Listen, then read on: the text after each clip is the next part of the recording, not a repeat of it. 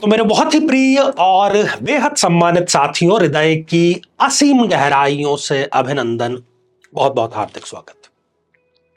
साथियों, आज हम बात करने जा रहे हैं तुला लग्न की जन्म पत्रिका में कब कब ऐसी परिस्थितियां उत्पन्न होती है कि व्यक्ति की जो शादी है उसमें अननेसेसरी, बिना किसी कारण के बहुत ज्यादा डिले हो जाता है। प्रत्येक लग्न के बारे में हम चर्चा कर रहे हैं। इसी क्रम में आज तुला लग्न की बारी है और यदि अभी तक आपने अपने लग्न से संबंधित एपिसोड नहीं देखा है तो यहां आई बटन में हमने आपको उसका लिंक प्रोवाइड करा दिया है, जाकर के आपको उसे जरूर देखना चाहिए और उसमें जो उपाय बताए गए हैं वो भी आपको जरूर करना चाहिए। बहुत ही सरल वो उपाय है।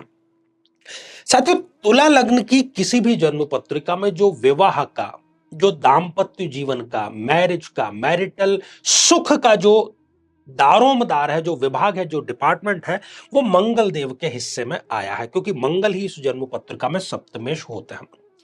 यहां पर आज हम तीन विशेष परिस्थितियों की चर्चा कर रहे हैं, तीन विशेष मंगल की प्लेसमेंट की बात कर रहे हैं त्रिक भावों में, जबकि वो शादी में अननेसेसरी डिले करता ही करता है। साथियों, इनमें जो सबसे पहली स्थिति है वो है मंगल देव की इस छठे भाव में स्थित हो जाना। एक तो मारक, ऊपर से यहां पर वो गलत स्थान पर प्लेस्ड जो है वो हो गया है। इसमें अक्सर ये होते हुए देखा गया है कि शादी की बात तो चलती है, लेकिन वो शादी की बात शादी में परिणत नहीं हो पाती, वो बात तक ही सीमित रह जाती है। प्रेम विवाह की यदि हम बात करें तो प्रेम भी होता है, लेकिन वो विवाह में परिणत नहीं हो पाता। प्रेमी से या प्रेमिका से किसी न किसी प्रकार की अनबन हो जाती है और बार बार इनको ब्रेकअप जैसी स्थिति का सामना करना पड़ता है। यदि सगाई भी हो जाए, रोका हो जाए, जिसको हम मंगनी कहते हैं, वो भी यदि हो जाती है तो उसमें भी किसी न किसी प्रकार की गलतफहमी होकर के और फिर वो शादी के लिए सामने वाले व्यक्ति से मना जो है वो हो जाता है। साथियों, दूसरी स्थिति है इस जन्म पत्रिका में मंगल का इस अष्टम भाव में विराजमान होना, और ये मंगली भी हो गए। अष्टम भाव में ये मंगली हो गए, एक तो मारक, ऊपर से मंगली। ये यहां पर मृत्यु तुल्य कष्ट देती है, खासतौर पर मंगल की दशा, अंतरदशा।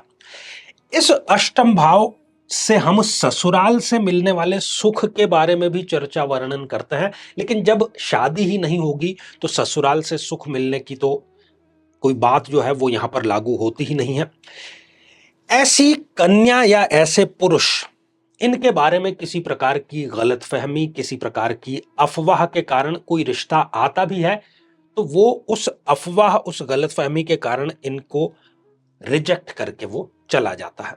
कुल मिलाकर के इनके स्वयं के और इनके परिवार के लिए ये जो स्थिति है, ये मृत्यु तुल्य कष्ट देने वाली स्थिति साबित होती है। साथियों, तीसरी स्थिति जो है वो मंगल का इस 12th हाउस में विराजमान होना। यहां पर भी ये कुंडली में जातक जो है इसको हम मंगली कंसीडर करते हैं।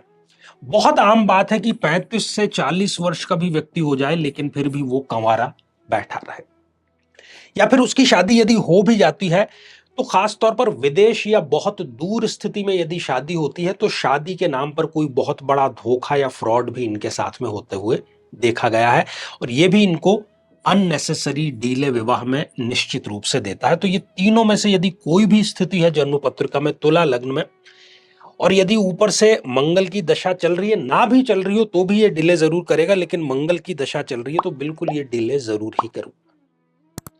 अब ऐसे सभी जातकों को क्या चाहिए? ऐसे सभी जातकों को चाहिए, एक तो वो मंगलवार को किसी न किसी प्रकार की लाल वस्तुएं, उसका दान जरूर करें।